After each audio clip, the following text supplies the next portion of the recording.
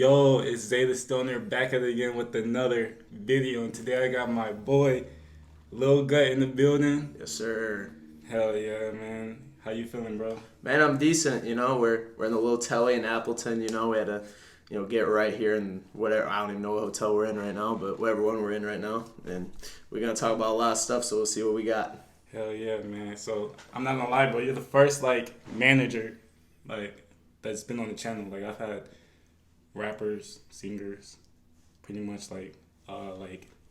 painters and other artists and shit. All types of shit. Yeah, I interview all types of people, but it's just not even just music with me. But music is the big thing because a lot of people they want to dive into their personal favorite artist. Of course, man. Shit. You ain't gonna find a lot of managers, promoters around here anyway. So yeah, I was about to say I'm damn, the fuck, he's a popping ass manager in fucking Wisconsin. That was just random as hell. But I'm damn. It makes it real easy though to be an artist or a promoter or manager when you really don't got competition like that. For real. Yeah, it makes it a little. Everyone, their mother wants to rap or sing. So if you're the only man that knows how to put shows together or promote artists or market them, it makes my job a little easier, Mm-hmm. So your name is Lil Gutt. How did you get that name? So when I was playing football in high school, the coaches started calling me Gut. My last name is Gutting, so Gut short. Oh, okay. And then I used to be a lot bigger. I was 260, 270 at one point in high school because I played O-line in high school. And you slimmed down a lot. Yeah, I weigh 195 now. So I was, a little gut. And not only that, my favorite rapper, Lil Wayne. So I just kind of copied that shit just because, With the gut, yeah. Hell yeah. I couldn't just be just Gut. I feel like that don't sound right. If you want to be, what's good Gut? Oh, okay, but as a name, just Gut, that don't sound right to me. Hey, Gut. You know what I mean? That don't sound right to me. So how old are you, by the way? I'm 23. Almost said 22. But I'm 23. Shit. Yeah, okay, so I see you doing your shit. Pretty young, bro, because a lot of the artists I work with are that 21, 22. I mean, I got some young ones I work with too, but there's artists I manage or worked with that are older than me. Right. And, but I know what I'm talking about, so they still respect it and still, do what we gotta do. You know what I mean? Right. So I seen I was looking through your Instagram page and shit. Oh yeah. And I seen that you said FBG Duck I guess inspired you to become a manager. Yeah. So I met Duck. I'll just tell the story. I guess I met Duck more as a fan because I've always been Chicago drill. Bibby, Herbo, Duck, so on and so forth, Ruga. And, I met Duck more as a fan. And when I met him, I just chop it up with him. Just I met a lot of rappers and just chop it up. Most of the time that's all it is. And, at that time, I was still trying to figure out exactly what I want to do with my life. And I was actually I was rapping. That's what I was doing. But, not to a serious level as some of my artists. But I kind of told him, my marketing, my vision for everything. And he kind of just stopped me. He's like, bro, I don't know why you're talking about rapping. He's like, you might as well just try to be a manager or DJ or something like that. And I met his whole team, met everyone. And it could have just been Did you have a special backstage ticket or some shit? I didn't. There wasn't a meet and greet ticket you buy. I knew some of the people who put the show together because it was in Green Bay. Oh, so okay. Because that's where I live, obviously. And I met him. And from there, it was the kind of thing where, I should take a little bit. I met him before the Green Bay, but that's kind of where I guess it more took off me as a manager. Right. I guess I already knew him, and I was at the show there. But basically, when I met his whole team and all that, it was a thing where it inspired me. I learned a lot from him and his whole team, and our relationship kept blossoming. I mean, we would talk every day. He followed me on Instagram. I've been on live with him probably over 10 times. Some of the followers is because of him because he would tag me. He has, if you scroll his Instagram, you gotta scroll. He has a post where he just posts about me. Literally, a main post. So I gained thousands of followers off him. That man clouded me up, gave me tips. I FaceTime him all the time. Anytime he was around for a show, I'd go link up with him. And I think that's the thing about drill rap and shit. I feel a lot of people look at Chicago rappers and Chicago people in general as these fucking gangbangers and killers, which they are. You know what I'm saying? Most of them are. But at the end of the day, they're very cool people. They're nice. They're humble as shit. I think with anyone, it's how you come off and how you are as a man. Hell yeah. I don't think people just walk around like, oh, who am I gonna blick today? You know what I mean? Yeah. I don't think it is. At least that's what I think. I'm not. You know what I'm saying? But and I knew Duck from that, and I mean, I would talk to the man. I honestly probably almost 2-3 times a week. Damn. Sometimes a daily basis, like FaceTimes, talking about nothing. So without getting like too personal, like how was he as a person? I mean, obviously. Oh yeah, he was, bro. He could have moved out of Chicago a million times, but he stayed there. He stayed there. No other Chicago, no disrespect. No one else stays. Right. Everyone left. Chief Keef left. Dirk left. Jigger left. Vaughn left as soon as he got up. So he stayed because he was with all his family's friends. He didn't want to leave.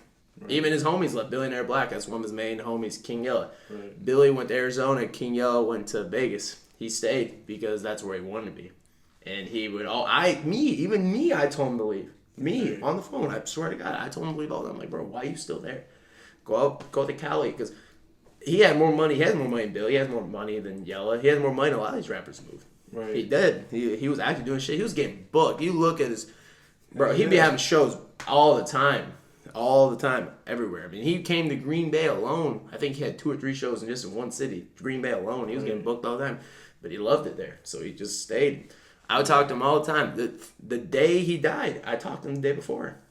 I literally remember when I saw on the blogs, TMZ, all the place he got shot, I DM'd him right away. Cause you don't want to believe that shit when it first came out. No, I figured it was real. Right. I figured because it was something I always envisioned happening, unfortunately. Right. But I figured he'd be straight. He'd been shot before. I figured he'd be all right. And I DM'd him right away. And it's sad because sometimes when I was scrolling his page, I look and the message never opened. Every other message. Because I texted him first, I called him, then I messaged him on Instagram. So, but yeah, I don't want to get into all that. That shit sucks, man. Yeah, man. All the other rappers, my favorite rapper, like I said, is Lil Wayne. But I don't consider Duck, a rapper to me. Right. I don't know. You consider him as your homie, bro. Yeah, that's because he was. That helped you to be the person. Because he was. He's the only artist I've ever met on the level that I would say is my homie. I've met Young Thug, Future, Gucci Mane. We can go on the list. Yeah, I seen on your Instagram you got pictures with Kodak. There's so many pictures on there, but none of them know me in real life. Right.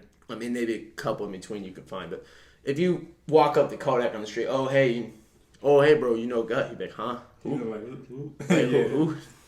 But if you went up to Duck and said that, be like, oh, Lil Gutt, yeah, that was my favorite white boy. He would have said that earlier, because they always said that. Yeah. You know what I'm saying? Even then, when he was shooting in his videos, he had a little the DJ tag. Yeah, I already know what you're talking about. Yeah. But yeah, bro, I don't know. It's sad to think about. It's not like I'd be fucked up every day about it or nothing like that. But I don't know. It just bothers me more, obviously, just because some hit songs of other artists. I don't even talk about who, but they be talking about, oh, I'm smoking on Duck, I'm high as Doug, and I get it because I know the shit goes back and forth. But I'll be sitting in, when they had Club 920 or these little nightclubs, I don't even consider clubs, bars pretty much, but clubs, whatever you want to call them. And I'd be hearing that shit, I'd be getting pissed. I'm like, dog, I don't want to listen to this shit. Yeah. It's I have time to, I'm like, bro, I don't want. Somebody talking about your friend at the end of the day, you know what I'm saying? Yeah. But to switch up the topic. Yeah, let's switch it. Yeah, so how long you been officially managing for? So I've been managing artists since 2018. I kind of experimented a little bit 17, 18. I've been hosting shows / parties since 16.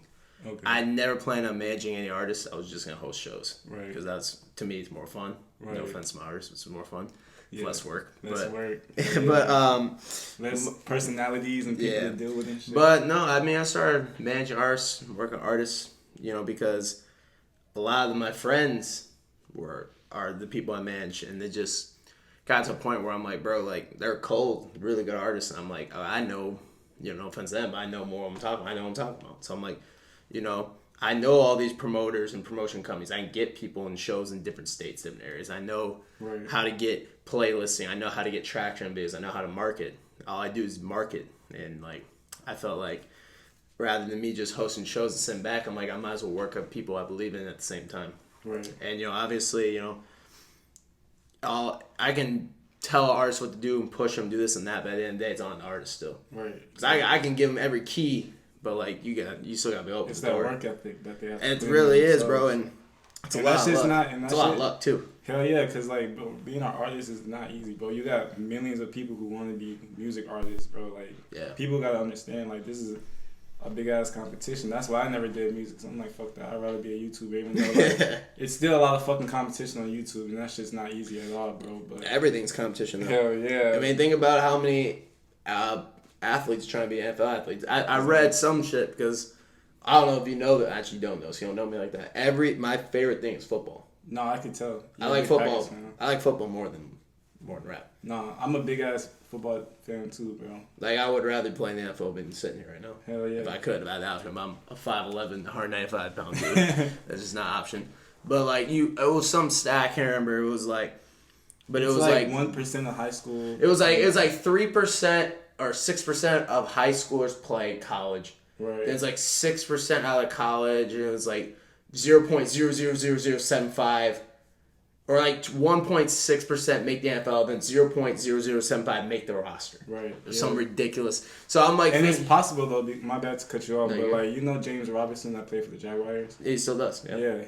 That's my bro. Like, we grew up together in Rockford. Hell yeah. Oh, for real? Yeah. I went to the Hall of Fame game in Canton. The Jaguars game. I seen that. Yeah. Yeah, bro. I saw him there. I was yelling at him. Hell yeah, so, bro. No, it's dope. That dude is so fucking humble, bro. And like, ever since we was kids, like, you could tell that he was gonna make it, bro. Like, kid you not, this boy was like, he's short. You know what I'm saying? He's like 5'9", but like 5'9", He might be shorter than that. Nah, he's like 5'8", 5'9". I said 5'8", 5'9". I know you should. But like, he just had that fucking mindset, bro. Like, that he played football since he was like fucking 5 years old, bro. Biggest shit in fucking. He was dunking, bro, in fucking 4th grade. No, not 4th grade. Like 6th grade, bro. Not still 6th grade. Fun fact. At 5, I think at the time he was like 5'6" dunking, bro. Like, how is that even possible? Fun fact. Today is Saturday, September 8th. Yeah, something like that. Something like that. Tomorrow is Sunday. I put $200 on the Jags game. 200. Who are they going against? They're going against Commanders on the road. Oh yeah, they got that. Yeah, it's a fun fact. I really hope when I rewatch the interview it comes out, I'm smiling over what I just said, not frowning. Because I ripped 200 on it, so we're hoping for big things on that. Hell yeah. But now it's cool they got James, because he's undrafted running back to starter. Bro, like that. And then like he has the rushing yards record in Illinois. Yeah. Rushing touchdown record in Illinois. The quarterback right now, Illinois, not starter, the backup quarterback. His name is Ryan Johnson. Mm-hmm. We went to the same school and played the same football team together. Hell yeah. Shit. Small world. For real. Everything. For real. Let's say an artist wants to be managed by you. What is like the first few steps of like the process? So I have artists tapping me every day, and like I'm always down to work. I prefer just putting on the shows and manage them, because for me to manage someone, I have to like you as a person. Right. Like, I have to. So like if you're an artist going up to you, hey, walk up and say, hey, Gutt, how do you get me to manage you? I would be like, how many Instagram followers do you have? That'd be the first question I'd ask you. Mm-hmm. Depends on the answer from there. Then I look how much engagement you have, because if you have 10,000 followers, you get 3 likes. Like, bro, I don't really care, dog. Yeah, that shit's fake. Yeah, that too. Fucking buying followers and shit. Yeah, which I don't give a fuck if you do all that. That's your way. But like, if you're gonna do that, at least make it look reasonable to me. Right. Like, at least make it look good to me. But that, and then the next thing is, I'm not even listening to music. That's not the second thing. The second thing is I'm gonna look how many monthly listeners you have in your music. Okay. Second thing. Then I'm gonna ask how old you are. Right. Third thing. Then I'm gonna add listen to your music. Okay. I'm gonna do those 3 things before I even listen to a song. Right. Because if you go up to me and say you have 50 followers, 2 monthly listeners, and you're 45, I'm like, bro, I don't know what you want from me, bro. So those are my first things, bro. I used to listen to music first, but like, this is gonna sound messed up, bro, but like, the talent half time's the least of my concern. For real. It really is, because you can develop artists, you can really eventually get them good with the right work, the right people, and like a lot of rappers don't come down to that. Right. If you can be the closest artist in the room, you can have across the room someone who's ass. Mm-hmm. But if he's got followers and people like the way he looks and his image, they probably still don't listen to him before him. That's just how it works. That's how it works. It's really all about image too. But if you're a music artist, and bro, it's really up to you, bro. Because there's so many fucking avenues you can take it, bro. You can picture someone on TikTok now. Like, what the fuck? Yeah, TikTok be blowing everyone up. For real. TikTok more important damn near than fucking YouTube damn near, it seemed like. I mean, fuck. Probably, man. But to be honest. Yeah, but So, tell me about your relationship with Young Sage. With Sage, yeah, man. I think I started managing him about, I'd say 10 months ago.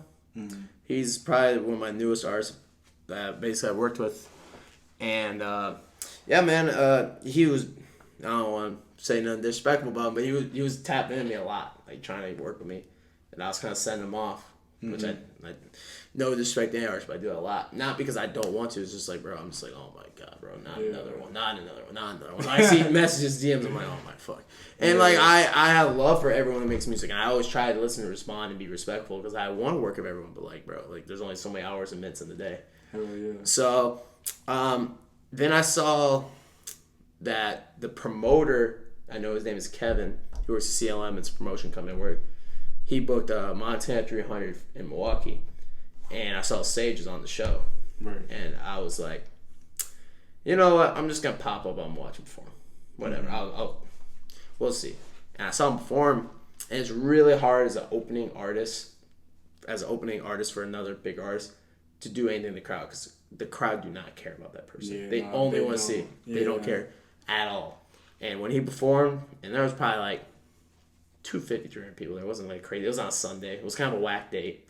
How many people in Milwaukee on a Sunday during football season are going to go see Montana 300? Right. I wouldn't even been there if the Packers played at night, but they played at noon. So I was like, whatever, might as well go. Right. And the whole crowd was like, they was going crazy.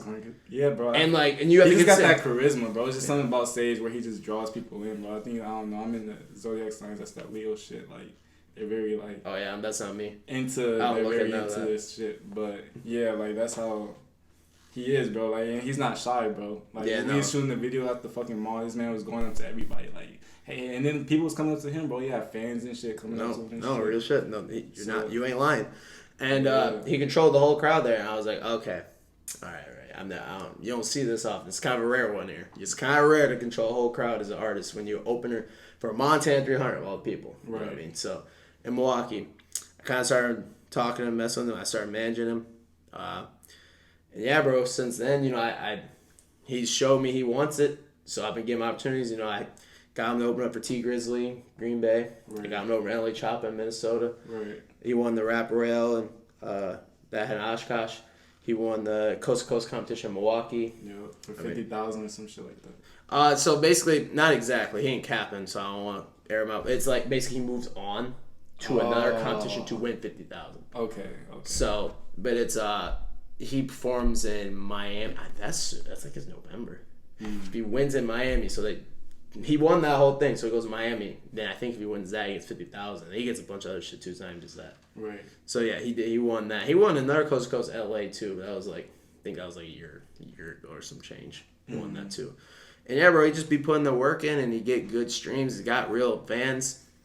I mean, he do everything right, bro. He got fans, bro. Literally, this bitch on Snapchat tatted his fucking symbol and his name on her fucking leg, bro. I swear to God, bro. Yeah. Like, what the fuck? No, yeah, he's doing his thing, bro. And I'm not. He was. This is how I look at it. He was doing things right, but as soon as I came in, they like ASAP. Hell yeah. Because he had the talent, he had the performance ability. He didn't know what to do. Right. He didn't know where to go, and he was just walking in circles, basically. And do you feel like that's why managers are so important? Yeah, because if it wasn't for me, he wouldn't have gotten the opportunities I gave him. But here's the thing: if it wasn't for him, he wouldn't take those opportunities and squeezed everything out of it. Right. That's the difference. Like I can take an artist. I can get slots for artists like crazy. G Herbo is coming Green Bay. I can get artists on there. I can, but like, just because I gave you there, don't mean nothing's gonna happen. Right. You feel what I'm saying? That's the key part. And like I said, he went out to LA Choppa and rocked that show. He went out to T Grizzly, rocked that show. Right. And that's hard. That's really hard to do. So it's different when you local show Appleton or Oshkosh or wherever, and most of your fans are your homies in real life too. When you go in front of 800, 900 random people, I don't know how many probably chop a lot of people, and realistically no one probably knows who he is. And then you go after the show and there's fans asking for pictures of you, autographs. I was there. I saw this, ask Snapchat, Instagram, people screaming, yelling. They don't even know the lyrics. They're screaming. I'm like, okay, you know you're doing something right. Right. You know what I'm saying? Hell yeah. So you said hosting is your hosting is better than managing an artist. I like hosting concerts more than managing because. So how does the hosting? What do you do? Like, So I got you. I get the whole rundown. Gotcha. I book the venue, get the DJ, get all the artists. I sell tickets. I set all the set times to make sure they make sense. I put everything together. I bring out the artists. I put the whole event and I coordinate the event. And I'm not playing, bro. Like, I'm not a shit talker. I'm the best at it that I know in the state.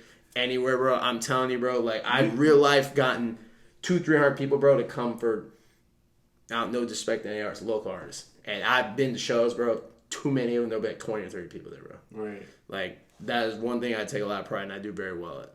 And there's a reason why people want me on my show so badly. Because they know if they come to a Gutt show, it's going to be something. Right. Every time. Right. So let's get into some financial shit, if you don't mind. So yeah, I mean, it depends on the question. Do the artists pay you, or how does that work? How do you get paid as a manager? It depends. Yes and no. Let me put it like that, actually. So, obviously, bro, money's coming in, and I'm the result of the money. Mm-hmm. Obviously, we're going to cut some bread around.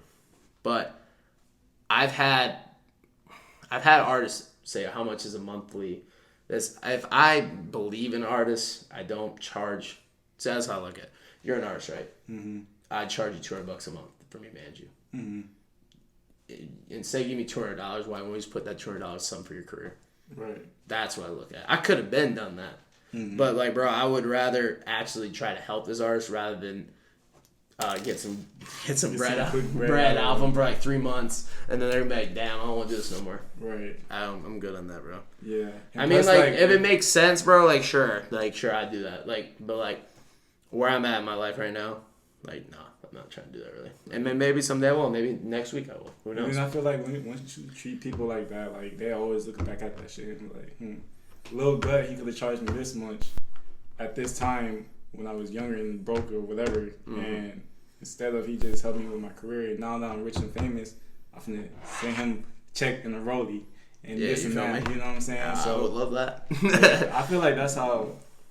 If I was a manager, some people I would charge, but other people I would Yeah, and like I said, it's the type of thing, bro.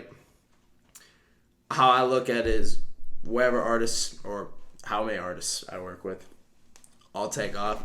I don't want it to be they take off and our relation's done. Right. Yeah. I've had talk to labels before. There's not a ton, but there's been times. And every time I talk to them, it's been the type of thing where we talk together and it's like, oh, I would still manage the artists. Even if they signed this place, I would still work with them. I'd still be their manager. Mm-hmm. So I'm a big loyalty guy. Mm-hmm. So I'd be straight with people. I'm like, hey, bro, if I'm not asking for a dime, if I'm investing my own money into it and giving you opportunities, bro, if you get a deal, bro, you ain't kicking me off to the curb, bro, because I don't know where you're going to be, but I'm coming there. Right. I'm following you. Do you ever get those talks with record labels where they try to be like, we like your artist, but we don't like you, so we're going to try to take your artist? I've never had that happen. I mean, I wouldn't be surprised if that's some thought in someone's brain. Right. But that's never happened, fortunately. I think it's because I actually have something I can provide and bring. I feel like if I was some bum and couldn't do nothing, then they probably would do that. Right. But I mean, you never know. Who knows? Maybe it could happen. Right. Anything can happen. So, what's your worst experience as a manager so far? With an artist? With the artist. Yeah, let me think a quick sec. I mean, bro, I had my very first artist, no disrespect to him because I still like him, but we were damn near best friends type shit. Mm-hmm. That was my first artist. He's the only one, my only artist that I completely kind of actually. I have two. One now. I can think of it. We stopped working together, bro. It was just because it was personal business. Now, granted, all my artists I'm real close with, but this was my homie. Most of my other artists I met through music, then became a homie. This was my dude, and it was just it was messy, bro. Yeah. That's the only artist I'd ever said was messy with. And another one of my artists, I don't want to say her name, the only female artist I ever managed, well, she's in prison right now. Damn. So, yeah, she, got 7 years type shit. Damn. So, that's I'm not getting into all that, but that's probably the worst, just, she's real life in prison. Then. I like her, but, it's you can't do shit. In 7 years, the sound of music's gonna change. Well, fucking your life. She's my age type shit too. So that's 30, 30 years old, just out of jail. I don't foresee myself you know, doing that shit. Yeah. No, like I don't know what I'm gonna be doing in 7 years. Right. I mean, hopefully I'm like Birdman. Right. Birdman's the man that I want to be like. Why is that? Birdman runs the rap. Yeah. Like literally. No, like, he, if it wasn't he signed all the goals. You know what I'm saying? Lil Wayne, Nicki Minaj, Drake, fucking he's Young got, Boy. He's got his hands in every. He's got his hands, Young Thug. Bro, literally, if it wasn't Birdman, bro, I literally don't think 90% of people, the way they rap and rap would be like. I think rap would be totally different, bro. I think you wouldn't. Birdman. Yes, bro. Damn, that's an interesting take. Because Birdman found Lil Wayne. Mm-hmm. Lil Wayne's the father of every rapper that's rapping right now. Right. No one had face tats. No one rapped the way they rap. No one did any of this shit. Lil Wayne birthed everyone, and Birdman found Lil Wayne. So Birdman's like the grandfather to it. Hell yeah. That's why. Well, like I said, Lil Wayne's my favorite rapper, and Birdman. I want to be like Birdman. I want whoever the artist may be to be like, oh, I'm the Birdman. I found all these people. Right. I want to be on the same thing. So, what's your goals in like the next 10 years? 10? Yeah. Is it like to own a record label? Is it to like... Maybe.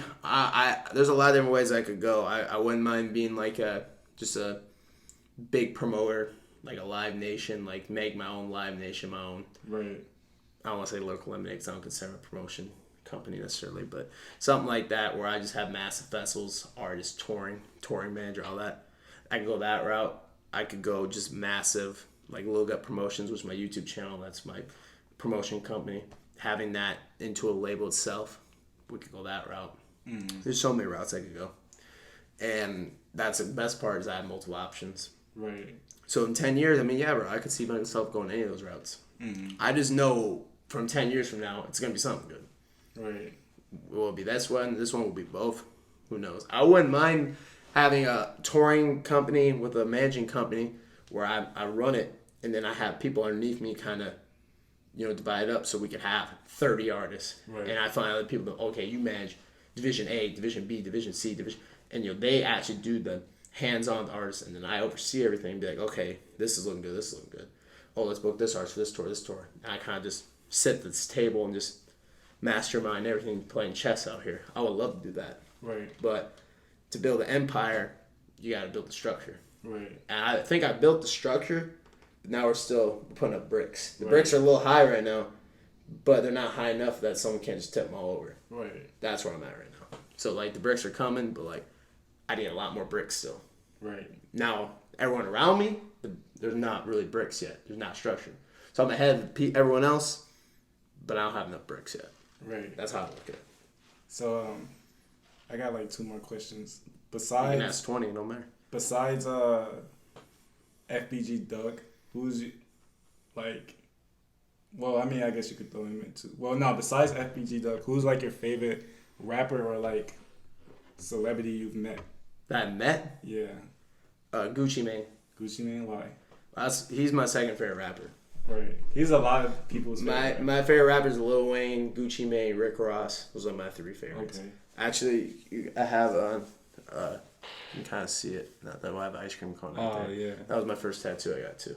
Right. So I always loved Gucci Mane. So meeting him made me real like it was like a whew, you know what I'm saying? Like yeah, I don't get like that or mean people. And I really wasn't like too much like that really, but like you know what I mean? Like it's Gucci, like yeah, you feel in me? My face, yeah. In the flesh. I mean, it was cool meeting Young Thug, cool meeting Future. Those are people like Boosie. I like Boosie a lot.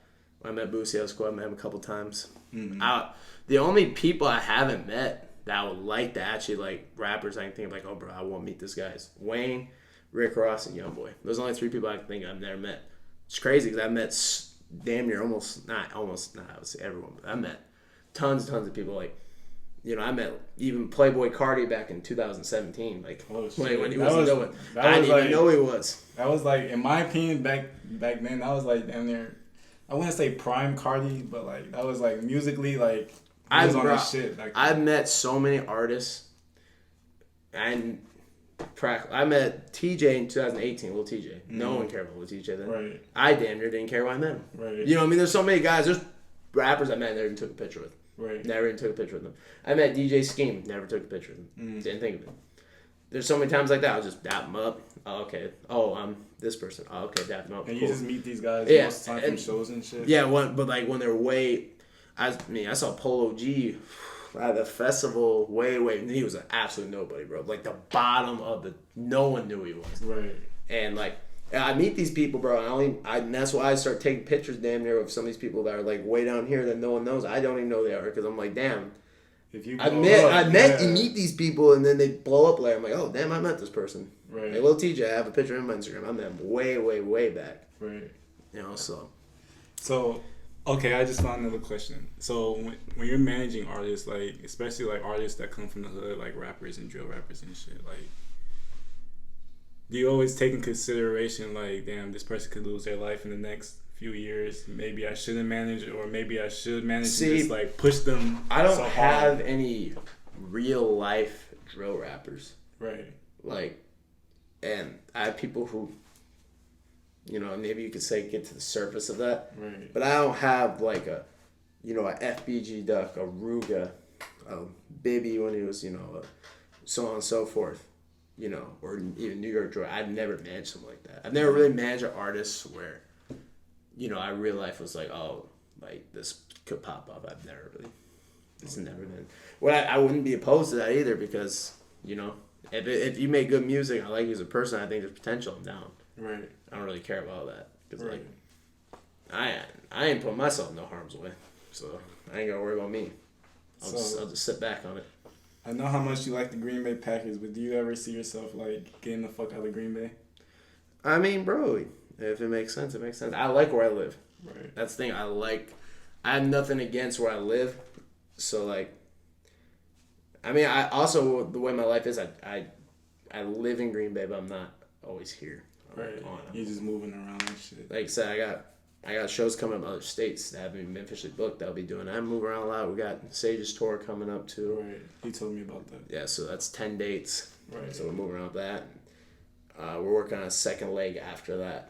So I don't know exactly all the cities confirmed yet. So I mean, like once you do stuff like that, bro, like you have a home, but like you're only there so often. So like, why even move? Because you're constantly moving around anyway. That's all I'm saying. So like, it don't really make sense for me to actually real life move, you know? Right. But I mean, like in terms of your profession, like I don't know, you don't think LA would be the move, or like Atlanta, or like? I mean, it could be, bro. But like, I'm a big, like I said, loyalty person. That's just who I am. All of my friends who I'm friends with real life outside music is like, I'm friends since I was 14, 15. Right. I try to, no matter, even as many times as you have a sticky situation with them, I'm like, I try to like, all right, bro, like, let's just figure this shit out. Like, I'm locked in with you. And that's how I try to be my artist too. And I feel like I want to get them to the LAs, to the wherever's you want to say. Mm-hmm. And I feel like if I just dip, I'm kind of just like, all right, see y'all. I'm gone. I don't know. That's just you can't. That just kind of. I mean, if I have to, I have to. It makes sense. It makes sense. You know, obviously, nothing in life's permanent. You never know what could happen. Right. But I don't know, man. That's just not something I think about too much. Hell yeah, because I know like when I was moving here, like if you would have asked me 5 years ago, even like maybe 3 years ago, would I move to Wisconsin? I would have told you fuck no, because like number one, like I'm a big football fan too. I like the Bears. You know what I'm saying? I'm sorry to hear you that. already know. Yeah. But you already know the rivalry with that shit. You know what I'm saying? I put $500 in that Packer Bear game already. Ain't week 2 yet, and I already did it. I don't know though. I ain't gonna lie. I think y'all might got us week 1. I mean week 2. But I think when we come back next game, I don't know. Y'all team is like, this is the worst Packers team in a few years. You gotta admit that. Why? No Devontae Adams. Okay. No other real wide receivers. Okay, so here you still got your line. You still got your running back. You still got Rodgers. But so wait. So here, let me tell you something here, right? You know, Aaron Rodgers, when Devontae was hurt, is undefeated. Yeah, he's undefeated. Do you realize that Devontae's a great receiver, right? Mm-hmm. And y'all lost your offensive coordinator, which came to the Bears too. But our quarterback coach, you mean, Lil Gutt, our offensive coordinator went to Denver. He went to Denver. Okay. But LaFleur calls the plays. Right. I don't think that means too much. But here's the thing.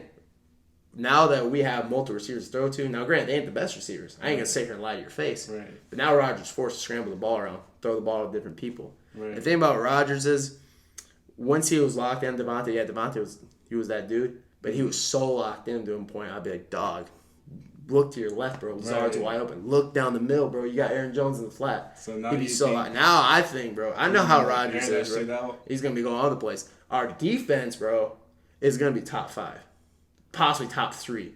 We have a 10. That's what they're saying, bro. You don't, bro. Our D line is so deep, bro. Our 5th D lineman, because we're on 3-4, right, bro. Literally could start on teams. We have 3 corners who are all could be number 1 corners in teams right now. Right. Our safeties, we got 2 So we're so deep on your defense. defense is gonna make up where your offense kind of like left off. Yeah, I'm not really worried. I'm not gonna sit here and say like, oh, this is the best packaging, because I think last year's team could have easily won the Super Bowl, and I think we had something. But I'm not really that worried, bro. I'll be honest with you. Okay. I mean, we got. I respect your opinion.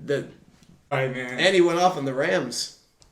I appreciate you, man, letting me come through for the podcast. Yeah, we'll have to come back. We'll see what the records are at the end of the season. Right, we're gonna make a part 2, man. Hey, everybody, hit them up. Where can they find you at? If you want me on Snap, at Lil Gutt 76, Instagram at Lil Gutt. That's pretty much all I'll be on, bro. If you add me on the book, I'm probably not gonna add you back. I don't really be on that. I'll be honest with you. Hell yeah, man. It was nice meeting you finally. Yes, sir. I know you'd be locked in and doing a lot of shit, man. So I'm glad you had time. Yeah, bro. Just shit. Come shoot a little vlog on my shows. Come pop out some shows or something. Whenever it works your schedule, maybe we can get some other stuff going on. Hell yeah, man. I appreciate that shit. You already know what to do, man. Hit that like button. Hit that subscribe button. You already know what it is, man. We're out. Yes, sir.